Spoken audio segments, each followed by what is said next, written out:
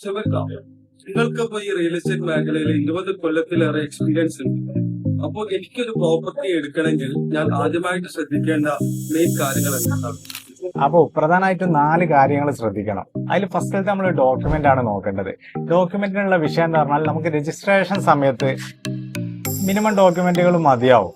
പക്ഷേ നമുക്ക് ഭാവിയിൽ ലോണോ കാര്യങ്ങളൊക്കെ എടുക്കേണ്ടി വന്നാൽ നമുക്ക് പട്ടയം, അതേപോലെ കുടിക്കടം, അതിന്റെ ബാക്ക് ആധാരങ്ങൾ, അതേപോലെ ലീഗൽ എയർ സർട്ടിഫിക്കറ്റുകൾ, ഇതൊക്കെ നമുക്ക് നിർബന്ധമായിട്ടും വേണ്ട കാര്യങ്ങളാണ്. അതേപോലെ രണ്ടാമത്തെ കാര്യം, നമ്മൾ ഭൂമി അളക്കുന്ന സമയത്ത് തൊട്ടതിരിലുള്ള ആളുകളുണ്ടല്ലോ, അവരെ കൂടെ ഒന്ന് കൂട്ടുന്നത് നല്ലതാണ്. കാരണം ഭാവിയിലുള്ള അതിർത്തി തർക്കങ്ങൾ ഒഴിവാക്കാൻ നമുക്ക് ഏറ്റവും നല്ലത് ഒരു കാര്യമാണത്.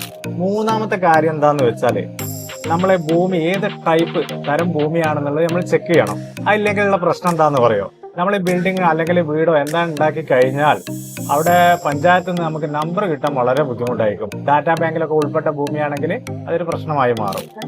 നാലാമത്തെ പ്രധാനപ്പെട്ട കാര്യം എന്താന്ന് പറഞ്ഞാൽ നമ്മളൊരു ഇടപാട് നടത്തുമ്പോൾ അതിനൊരു മീഡിയേറ്റർ നിർബന്ധമായിട്ടും വേണം.